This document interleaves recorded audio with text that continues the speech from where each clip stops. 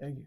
Sorry you had to watch that with everybody else. Shit. What exactly is going on with this team? You've been around so many teams, Yep. you know the vibe and everything else, but what is missing here? Yeah, you know what? Honestly, I think we just trying to figure it out.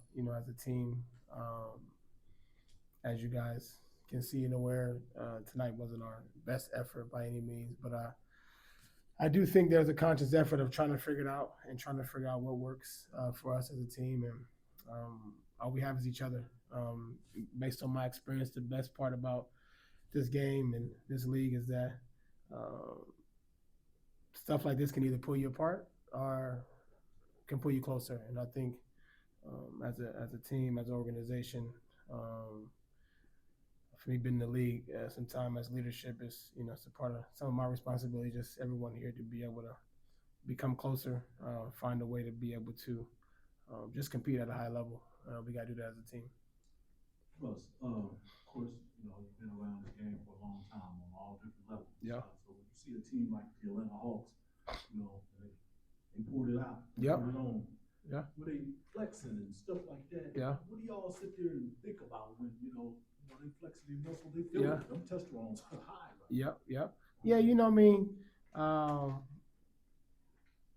I don't pay much mind to that, to be honest. That's a part of the game. That's the theatrics and different things of that nature. But um, for us, it's what about us? I know when we put our best foot forward, we've done it in parts of games. Tonight we didn't do it at all, but I think as a team and as a unit, we have to be able to uh, stamp our footprint on just competing. And I think missing, making shots is all a part of the game. That's fine, but compete at a high level is something that we have to do each and every night. And that always gives yourself a chance to be in basketball games and win games. Yeah, it's obviously so early, and you guys have seen what you've been capable of even Yep. on the road. This stretch here, just as frustrations kind of mount, just Yep. how surprising is this to you to kind of see it? Oh, I mean, surprising. I mean, things happen. I mean, if we're being honest, we're in a tough stretch as who we're playing. The travel, the days. I think it's you take a lot of that in consideration. A lot of newness around here as part of the team. I'm new, organization. A lot of changes. Things are happening. Things are. I don't think things are click immediately. Obviously, um, based on our talent, we should be better than 3-9. Absolutely, but um, I've been in the league as you mentioned a long time, and um, as a unit, as a team, we got to find a way to be able to get out of this slump and stay with it and stick together. And then we'll be happy on the backside of everything.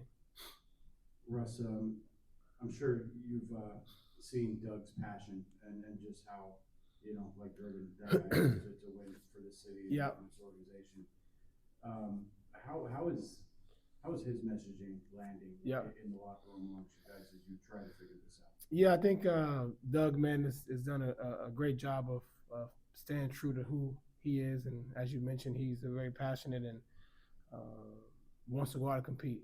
He's uh, finding nuances and finding new ways to make sure that we understand his full message. And I think we, as a team, have to do a better job of just relaying the message from film room, from the practice to the game floor, and that's on us. There's no blame by any means towards Doug. It's on us to be able to go out and compete at the highest level. He can't play for us. He can tell us and put us in position to be able to be successful, but us as a team and as a unit, we have to go out and compete and put our best foot forward. Iris, happy birthday. Thank you. You just mentioned that times like this either pull teams apart Yep. or together. In your experience, what's the most important part of for a team during times like this to make sure you end up on the positive side? Yeah, I think there's a combination of a few things. I think once sometimes you kind of just have to flush certain games down the toilet. I've been had games where you just kind of it wasn't your night. Other times I think you communicate, make sure communication is very high because I think it's important to be able to talk amongst each other as brothers to communicate what each of us may see on the floor. And I think off the floor is important too, hanging out, enjoying each other's time, embracing this game. This game will do so much for so many people. We have to make sure we understand, yes, in times of adversity, it's easy to start pointing fingers and saying who needs to be here, who doesn't. Really not my way about going about things. Adversity is the best way to be able to show who you really are, show your true colors. And I know a lot of guys in the locker room want to compete and want to win. And part of leadership and part of my job here is to make sure that we're able to bring some of those things intact so that when adversity does hit us, which is it's hitting us now, we are together, we're staying together, we're not running from the fight, we're going towards it. In those instances where you guys aren't playing well, like in Milwaukee and Yep. OKC, what do you see in those games that is allowing you guys to click? Just competing. It's not like we running certain plays or we're certain guys getting shots. We just playing hard. The game. You play hard, and a lot of teams are doing that. Good things happen. Plain and simple. I don't think there is no.